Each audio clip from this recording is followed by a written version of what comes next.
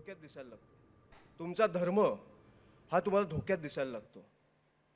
तुमची भाषा ही तुम्हाला धोक्यात दिसायला लागते. हे का होतंय हे पहिलं समजून घ्या.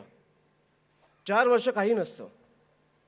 5व्या वर्षी काय येतं, कारण ते जिकडे अयशस्वी झाले तिकडे ते तुम्हाला आता फसवून घेत आहेत, फसवत आहेत की आता 5व्या वर्षी आम्ही हे करून मला वाटतं की ह्या गोष्टीवरनं हे लोक पेटतील. हे तुम्हाला कळायला पाहिजे कुठेतरी.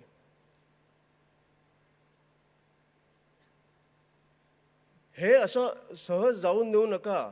ते 4 वर्ष तुमची मारतात आणि 1 वर्ष तुम्हाला मलम लावतात. ह्या गोष्टी विसरू नका. मला तरुणांना एवढाच संदेश द्यायचा आहे की ज्या ह्या गोष्टी घडतात, ज्या तुमच्या आयुष्यात म्हणजे जे तुमच्या आयुष्यात तुम्ही ज्याच्यासाठी एका माणसाला मतदान करता त्यांनी जर 5 वर्ष काम नाही केलं, बदला. त्या राजकारणाने तुमची भीती वाटू द्या. आता कसं झालं की राजकारणाने एक फॉर्म्युला मिळाला आहे.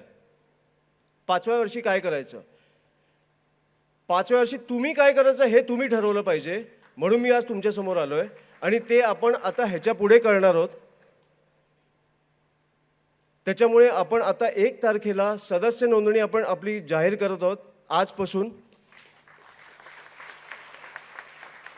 मी सगळीकडे फिरणार आहे.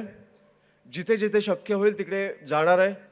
पण जिथे शक्य नाही होणार, सदस्य नोंदणी झाल्यावर माझा महाराष्ट्राचा दौरा निघणार आहे. मला प्रत्येक सदस्याला भेटायचं आहे, मला प्रत्येक विद्यार्थ्याला भेटायचं आहे.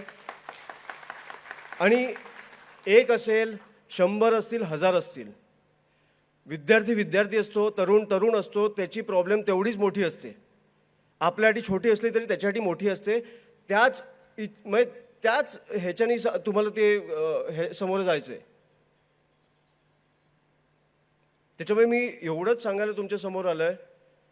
आणि मला वाटतं की जगाला हेवा वाटेल असा महाराष्ट्र मला वाटतं राजसाहेबांच्या हातो घडो आणि तो घडेलच. पण महाराष्ट्राला हेवा वाटेल अशी विद्यार्थी संघटना मला उभी करायची आणि मला वाटतं तुमच्या सहकार्याने मी ती उभी करू शकीन अशी मी फक्त प्रार्थना करतो आणि आपल्या सर्वांची रजा घेतो. जय हिंद, जय महाराष्ट्र.